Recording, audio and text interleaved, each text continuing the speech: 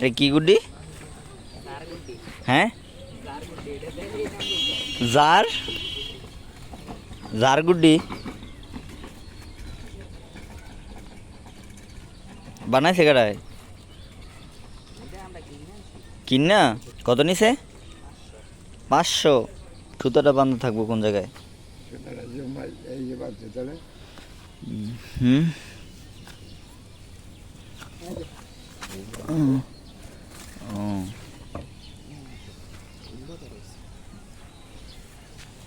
ও এবার ঠিক আছে।